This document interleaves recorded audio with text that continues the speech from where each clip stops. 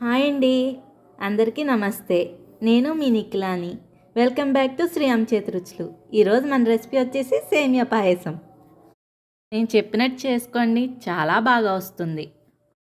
ముందుగా కళాయి తీసుకుని దాంట్లో 2 స్పూన్స్ నెయ్యి వేసుకోవాలి.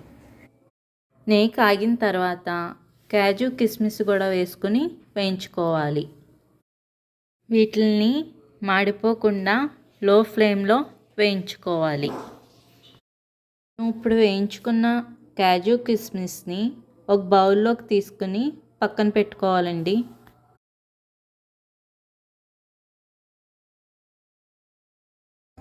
ఆ నేతిలోనే 1 కప్ సేమియా వేసుకుని గోల్డెన్ కలర్లో వేయించుకోవాలి.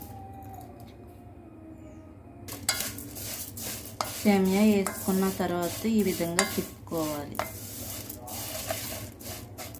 లో ఫ్లేమ్లో ఈ విధంగా నీట్గా వేగనివ్వాలి. ముందుగా కళాయి తీసుకుని 1/2 లీటర్ మిల్క్ పోసుకోవాలి.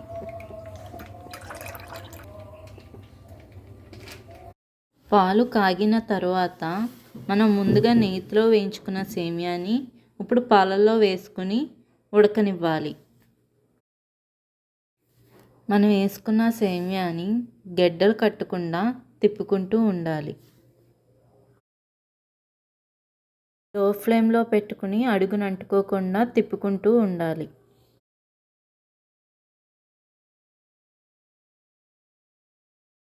ఈ విధంగా ఉడకనివ్వాలండి. ఉడికిందా లేదా అనేది చేత్తో నొక్కుని చూసుకుంటూ ఉండాలి. ఒకసారి చెక్ చేసుకోవాలి.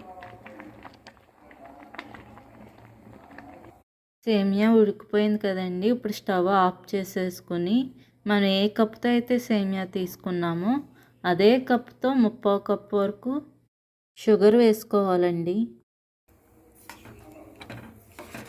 వేసుకున్న తర్వాత మనం విధంగా కలుపుకోవాలి. 1/2 స్పూన్ ఇలాచీ పౌడర్ వేసుకుని కలుపుకోవాలి ఫ్లేవర్ కోసం. ముందుగా వేయించుకున్న కిస్మిస్ కాజుని కూడా వేసుకుని కలుపుకోవాలి.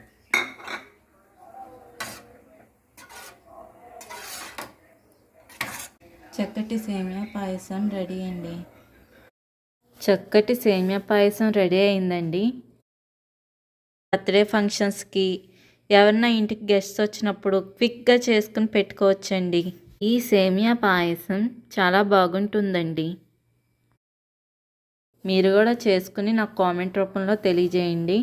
లైక్ చేయండి, షేర్ చేయండి, సబ్స్క్రైబ్ చేసుకోండి. Thank you for the watching. అలాగే మీ ఫ్రెండ్స్కి కూడా ఫార్వర్డ్ చేయండి.